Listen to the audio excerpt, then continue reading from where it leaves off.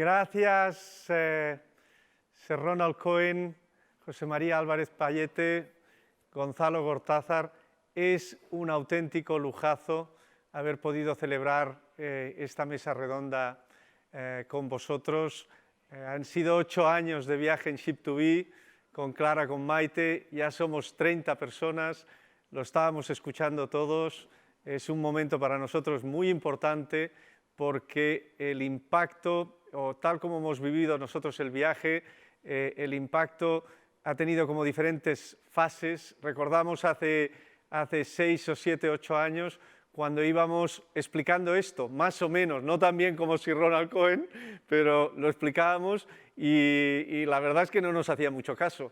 Y lo explicábamos, nos escuchaban con mucha curiosidad, pero no se lo acaban de creer. Ahora sí que hay un poco la sensación de que cada vez más esto se está volviendo mainstream.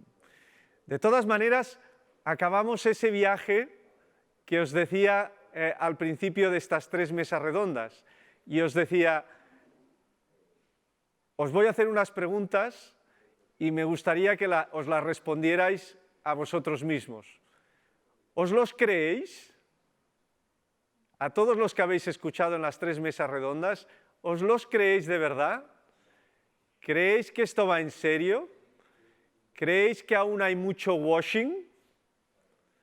¿Creéis que estos estándares internacionales de medición de impacto van a acabar con estos millones de metodologías y memorias y regulaciones que uno no se aclara con el impacto que hacen las compañías a día de hoy y que claramente algunas lo están consiguiendo y están haciendo impacto, pero muchas otras visten la empresa y los impactos a veces incluso ganan un montón de premios, pero después en el backstage hacen otras cositas que no son precisamente nada de impacto? ¿Esto que viene realmente viene? ¿Estas regulaciones internacionales como la del Impact Management Project, estos nuevos principios generales de contabilidad realmente van a estar aquí? ¿Van a producir esta revolución? ¿Los CEOs van a funcionar con el triple bottom line? Esa es la gran pregunta. Para que haya un cambio, no sé si os ha quedado claro, y en esta mesa redonda todo el rato hablaban de billions y trillions, que son números con muchos ceros, ¿no? Realmente hacen falta trillions para cambiar a la sociedad. Si Ronald Cohen habla de 30 trillions en los 10 próximos años para conseguir los objetivos de desarrollo sostenible. Y son trillions de calidad. Ya hay 36 trillions a día de hoy en inversión con criterios ESG. Pero eso realmente hace un cambio, ¿de verdad?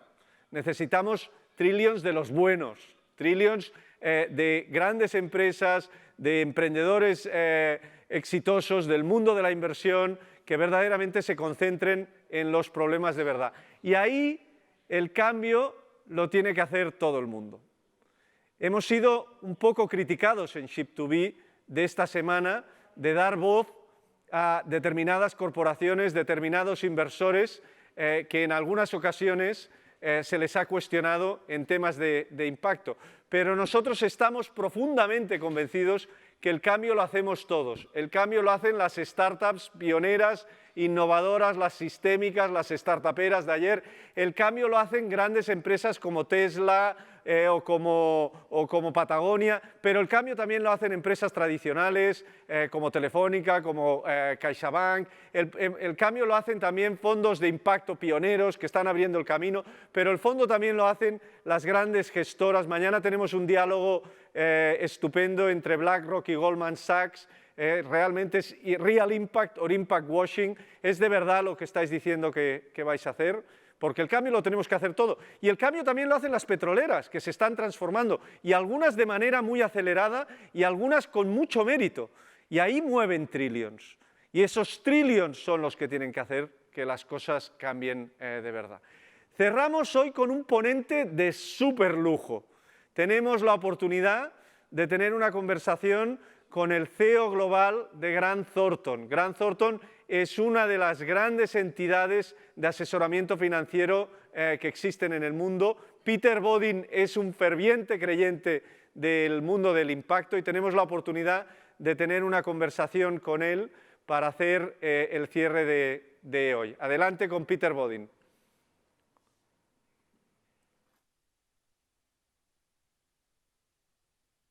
So, moving on. Peter is the CEO of the firm Grant Thornton, a global accounting organization which has around 50,000 people in over 130 countries.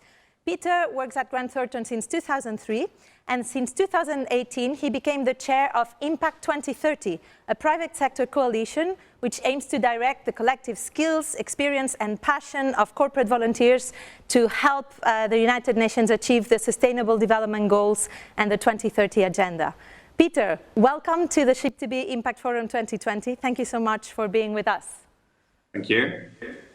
So Peter, nice to be here. Tell us. Yeah. Thank you.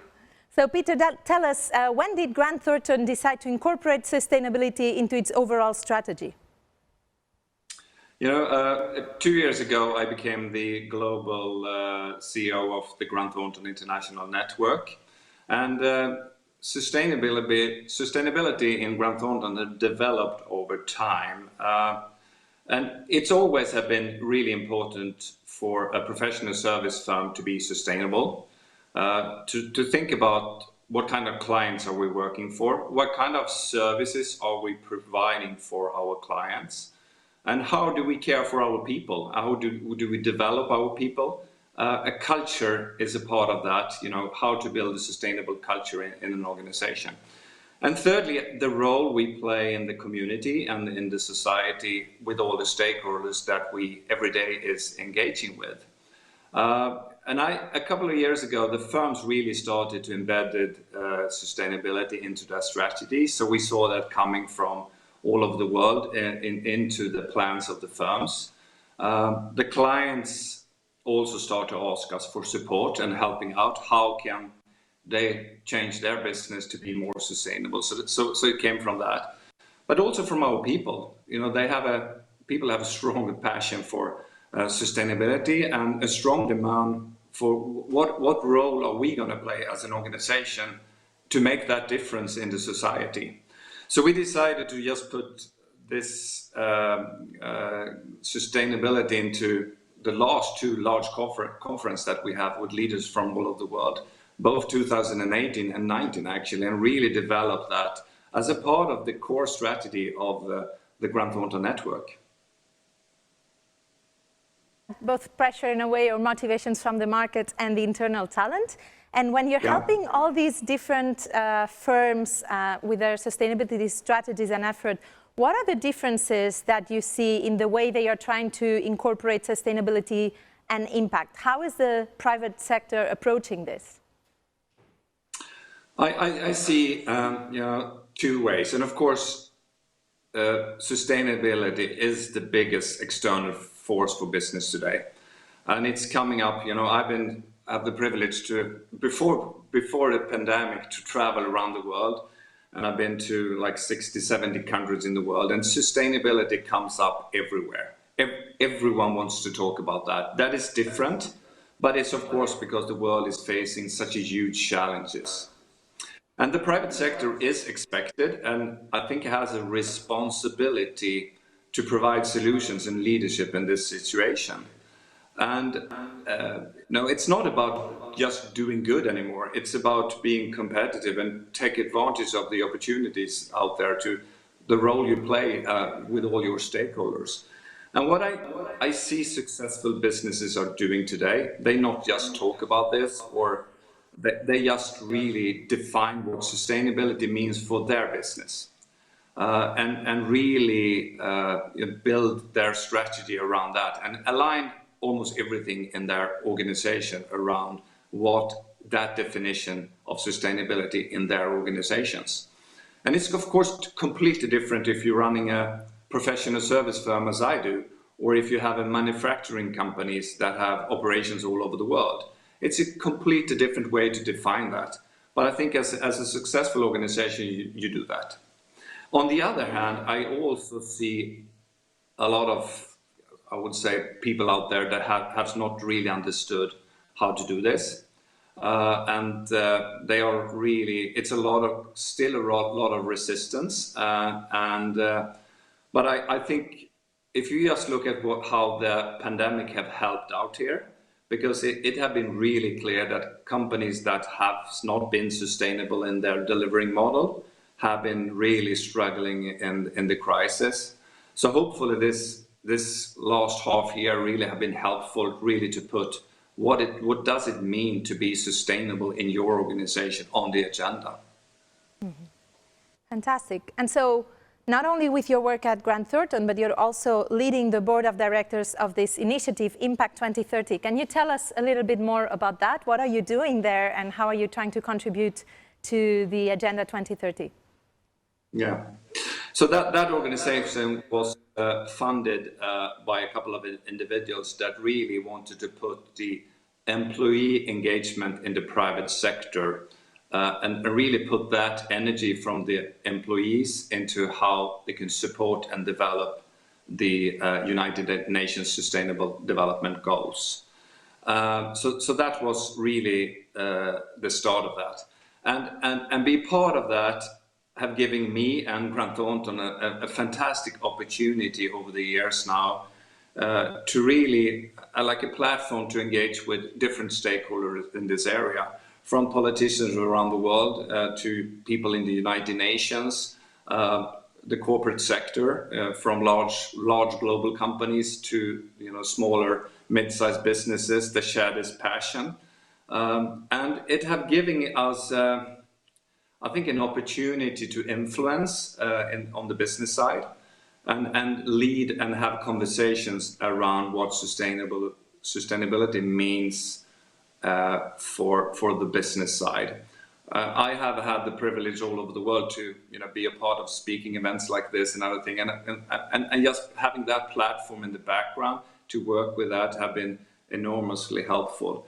And of course, I as a leading an organization with 53,000 people around the world, if we can influence them to have conversations with the business sector, because we are meeting, I don't know how many companies around the world, but our people every day are working with business leaders, and if they can influence them a little bit of what sustainability means in their businesses, I hope that we're making quite a lot of impact in the society.